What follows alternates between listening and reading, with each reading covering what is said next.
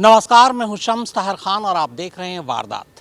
17 साल पहले उसकी किडनैपिंग हुई थी। 17 साल बाद उसका कत्ल कर दिया गया और अब उसी मुर्दा चश्मदीद की किडनैपिंग के केस में एक फैसला आया है और इस फैसले के साथ ही अतीक अहमद का 45 साल पुराना एक रिकॉर्ड टूट गया। जुर्म के मैदान में जुर्म का सैकड़ा ठोंक चुका अतीक अहमद पहली बार आउट हुआ है, वो भी उम्र भर के लिए। 2005 में कत्ल होता है। आज 18 साल बाद उस मुकदमे के फैसले का इंतजार है।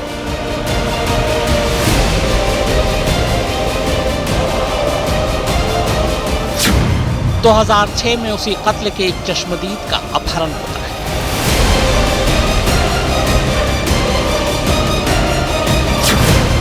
तो 2023 में उस चश्मदीद का भी कत्ल हो जाता है।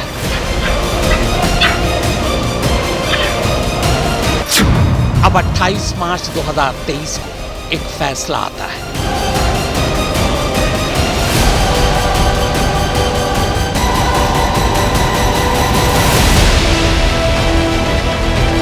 कत्ल के एक चश्मदीद की किडनैपिंग के लिए 3 लोगों को उम्र कैद की सजा सुनाई जाती है, पर अफसोस कि यह फैसला सुनने के लिए वो चश्मदीद खुद अदालत में मौजूद ही नहीं था, क्योंकि उसका भी कत्ल हो चुका है।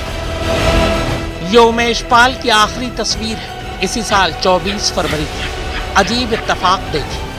उमेश पाल इसी गाड़ी से बस अभी प्रयागराज के उसी एमपी एमएलए कोर्ट से लौटा था, जिस कोर्ट ने आज अतीक अहमद को उसी की किडनैपिंग केस में उम्र कैद की सजा सुनाई है।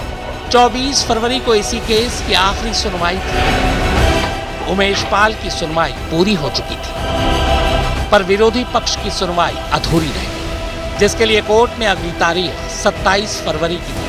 मगर कोर्ट से घर के करीब पहुंचते ही उमेश पाल पर गोलियों और बमों से हमला कर दिया गया। उमेश पाल ने मौके पर ही दम तोड़ दिया और इसके साथ ही खुद की किडनैपिंग का आखिरी फैसला सुनने के लिए अब वो इस दुनिया में मौजूद नहीं था। अपने ही मुकदमे की उसकी आखिरी सुनवाई ठीक उसी दिन हुई जिस दिन उसकी हत्या हुई। तो उमेश पाल किडनैपिंग केस में अतीक अहमद समेत 3 लोगों को उम्र कैद की सजा सुना दी गई और इसके साथ ही पिछले करीब 45 सालों में ये पहला मौका है जब 100 से भी ज्यादा मुकदमों के मालिक अतीक अहमद को किसी जुर्म के लिए सजा दी गई।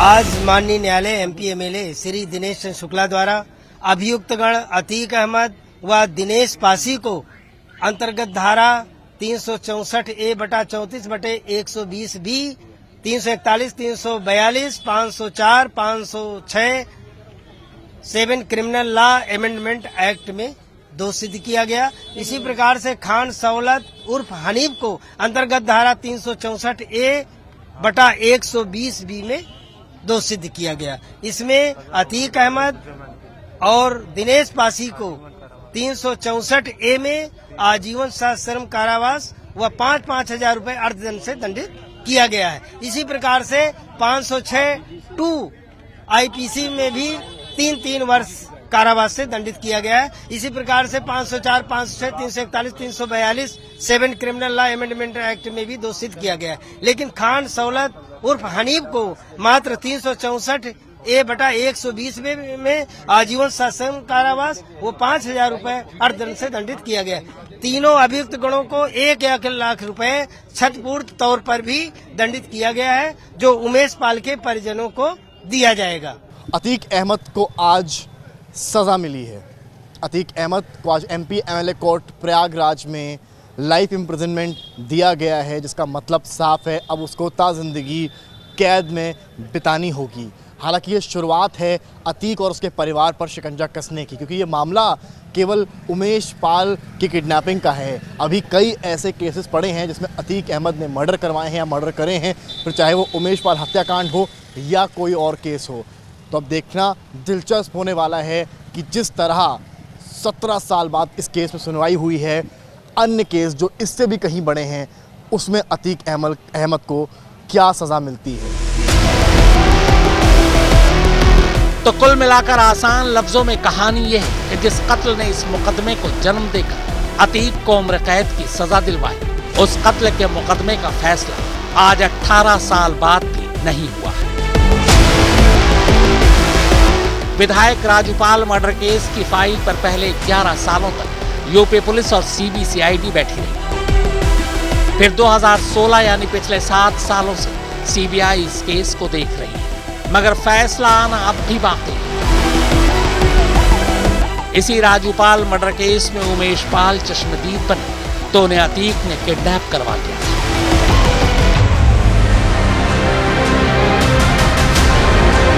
कहानी यहीं खत्म नहीं होती। उमेश पाल की किडनैपिंग के लिए तो अतीक उम्र भर के लिए अंदर गया है, पर अब उसी उमेश पाल के कत्ल का भी वो मुल्जिम नंबर 1 बन गया है। यानी आने वाले वर्षों में उमेश पाल अतीक अहमद को फांसी के तख्ते तक पहुंचा दे तो कोई हैरानी नहीं। किडनैपिंग में उम्र कैद तो कत्ल के लिए मौत की सजा भी हो सकती है। भला ये कैसे मुमकिन हो सकता है कि जिस शख्स के सिर पर जुर्म की डिक्शनरी में दर्ज हर जुर्म दर्ज हो, जो जुर्म का शतक मार चुका हो, दर्जनों अदालतों में जिस पर हफ्ता दर हफ्ता मुकदमा चल रहा हो, वो पिछले 45 साल से एक भी जुर्म में सजा न पाए। पुरानी बातों को छोड़िए, अब इस वक्त यानी साल 2023 में ही अलग अलग अदालतों में अतीक के खिलाफ 50 से भी ज्यादा मुकदमों की सुनवाई चल रही है। इनमें हत्या की कोशिश, लूट, रंगदारी, किडनैपिंग, जमीन हड़पना, एनएसए, गैंगस्टर और गुंडा एक्ट के अलावा न जाने किन किन धाराओं में वो लिपटा हुआ है। 1979 में अतीक के सिर पर पहला मुकदमा चढ़ा था, फिर इसके बाद तो उसने पूरी तरह ही शराफत छोड़ दी। अगले 10 सालों में इतना बड़ा गुंडा तो बन ही गया कि चुनावी मैदान में उतर जाए। लिहाजा नवासी में विधायक भी बन गया। अब गुंडई को खादी से ढककर जुर्म करने का पूरा लाइसेंस मानव से मिल चुका था। अगर आप कह रहे हो कि हमारे पास 100 मुकदमे, तो आप ये भी कहो कि 123 एफआईआर हाईकोर्ट ने क्वेश्चन कर दिया। ये क्यों कोई नहीं कहता? तो मानी बात चुभेगा। ये राजनीति एक बहुत बड़ा त्याग है, इसमें कोई निजी लाइफ नहीं रह जाती, कोई निजी लाइफ नहीं रह जाती, और निजी लाइफ न रह जाए ये बहुत बड़ी कुर्बानी है। तो हम लोगों की निजी लाइफ नहीं रह जाती। हम लोग हमारा कार्यकर्ता हमारे बेडरूम तक जाता है। तो अब अगर आप उसी तरह से बने रहे तो लोगों की उम्मीदें बढ़ जाती हैं, और ये है कि थोड़ा सा काम कराने में हम लोग मजबूती दिखाते हैं। जो हक है जनता का उसको दिलाने में मजबूती दिखाते हैं, और मजबूती से कहते हैं उसको आप करिए। आपके हिसाब से अगर आपके ऊपर मामले हुए भी हैं जब भी, तो वो लोगों की वजह से आपका अपना काम निजी काम? देखिए, मुकदमे जिन लोगों पे हुए हैं तो किसी का इतिहास ये है कि साहब उनके भाई के साथ कुछ हुआ था, उनके पिताजी के साथ हुआ था, उनकी जायदाद कहीं चली गई थी। हमारे साथ ऐसा कुछ नहीं है। जो मामले हुए हैं वो ये है कि हमने सांप्रदायिक ताकतों के खिलाफ बड़ी तगड़ी कबड्डी बोल दिया कि साहब इतनी एफआईआर क्या कोशिश हो सकती है देश में या दुनिया में? कहीं इतनी एफआईआर कोशिश हुई है? किसी आदमी पे 180 मुकदमे लगे हैं, ये आप चलाओ, आप दिखाओगे 123 एफआईआर कोशिश कर गई है, फर्जी मुकदमे लगे हैं। अतीक के सिर अकेले हत्या के ही 12 केस दर्ज हैं, और कमाल ये कि इनमें से एक भी मर्डर केस में अब तक कोई फैसला नहीं आया। अतीक के खिलाफ कत्ल का आखिरी केस उमेश पाल की हत्या का दर्ज हुआ है। हालांकि यूपी पुलिस का कहना है कि हत्या से जुड़े मुकदमों में अब तेजी लाने की कोशिश की जा रही है। कम से कम 5 ऐसे पुराने मामले हैं जिनमें तेजी से पैरवी के लिए कोशिशें शुरू हो चुकी हैं। इनमें 1996 का अशोक कुमार साहू मर्डर केस और 2002 का नसीम अहमद मर्डर केस शामिल है। 2005 में हुए विधायक राजूपाल मर्डर केस में भी सीबीआई कोर्ट से अब जल्दी फैसला सुनाने की उम्मीद की जा रही है। इस मामले में अतीक और उसके भाई अशरफ समेत कुल 8 लोगों के खिलाफ चार्जशीट दाखिल हो चुकी है। उम्मीद है कि इसी साल ये फैसला आ जाए। कोई भी माफिया और उसके द्वारा स्थापित आर्थिक साम्राज्य को हम पूरी तरीके से ध्वस्त करेंगे तथा आने वाले समय में हम हर एक माफिया को सज़ा दिलाने की और उसको कानून के सामने पूरी तरीके से एक्सपोज करने की हम लोगों ने एक प्रतिज्ञा ले रखी है और आने वाले समय में और भी इस तरह के दुर्दांत माफियाओं के विरुद्ध हमारी कार्रवाई अनवरत जारी रहेगी। वैसे ऐसे बहुत से दूसरे केस भी हैं जिनमें अतीक बरी हो चुका है और उसकी वजह यह थी कि या तो गवाह मुकर गए, बिक गए, डर गए या फिर कोर्ट में गवाही देने नहीं आए। जिस राजूपाल मर्डर केस की सुनवाई सीबीआई कोर्ट में चल रही है, खुद उस केस में इसी महीने सुनवाई के दौरान एक भी गवाह अदालत में नहीं पहुंचा। इस पर सीबीआई कोर्ट ने बाकायदा प्रशासन को फटकार भी लगाई कि वो गवाह को ढंग से सुरक्षा मुहैया नहीं करा रहा। इतना ही नहीं, अतीक की जब तूती बोला करती थी तब उसके खिलाफ दर्ज कई गंभीर मुकदमे तो खुद राज्य सरकार ने ही वापस ले लिए थे। यहाँ तक कि पुलिस ने भी कई मामलों में अतीक की नामजदगी को गलत बताते हुए अदालत में उसे क्लीन चिट देने की फाइनल रिपोर्ट तक लगा दी। यूपी पुलिस सूत्रों की माने तो अतीक के सर जितने केस हैं, उससे कहीं ज्यादा वो केस हैं जिनमें कभी उसका नाम ही नहीं आया। इनमें से ज्यादातर केस उस दौर के हैं जब वो विधायक और सांसद हुआ करता था। नेता बनने के बाद उसने काम करने का तरीका बदल लिया था। वो अपने दुश्मनों से अब सीधा नहीं लड़ता था, बल्कि दूसरों को पैसे और हथियार देकर उन्हें रास्ते से हटवाता था। पुलिस सूत्रों के मुताबिक उमेश पाल को रास्ते से हटाने के लिए अतीक ने ठीक यही तरीका अपनाया था। हालांकि अतीक अहमद के पास इस फैसले के खिलाफ ऊपरी अदालत में जाने का भी मौका है, मगर ये ना तो कोई आखिरी केस है और ना ही आखिरी फैसला। कम से कम 5 केस तो ऐसे हैं जिन पर इसी साल फैसला आ जाने की उम्मीद है और ये तमाम केस अतीक की मुश्किलें बढ़ाने वाले हैं। प्रयागराज की कोर्ट में मौजूद परेशान अतीक अहमद को भी शायद इस बात का बखूबी अंदाजा था।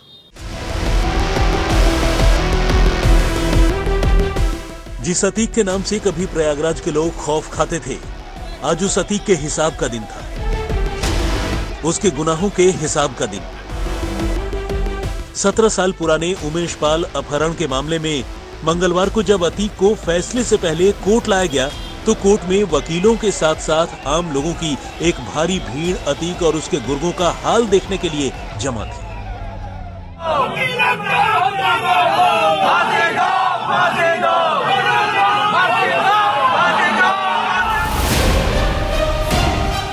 मगर जो अतीक पिछले कई दिनों से कभी अदालत में तो कभी मीडिया के कैमरों के सामने खुद को डरा हुआ बता रहा था, आज अदालत लाए जाने के दौरान उसके चेहरे पर शिकन तक नहीं थी। यहां तक कि उसके भाई अशरफ के चेहरे पर भी अफसोस नहीं था, बल्कि अशरफ तो हाथ हिलाता हुआ अदालत में हाजिर हुआ। शुरुआती कार्रवाई के बाद जब अदालत ने अतीक को गुनहगार करार दिया तो अदालत में एक बार फिर अतीक को फांसी दो के नारे सुनाई देने लगे।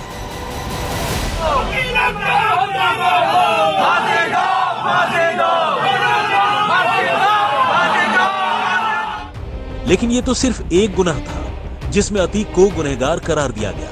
अतीक पर कम से कम 100 आपराधिक मामले दर्ज हैं और इनमें से आधे से ज्यादा यानी 53 मामले अभी अदालत में लंबित हैं। अकेले अतीक ही नहीं, उसके परिवार के कई लोग जुर्म की वारदातों में शामिल रहे हैं। बल्कि अगर ये कहें कि क्राइम ही अतीक का फैमिली बिजनेस है तो ये गलत नहीं होगा।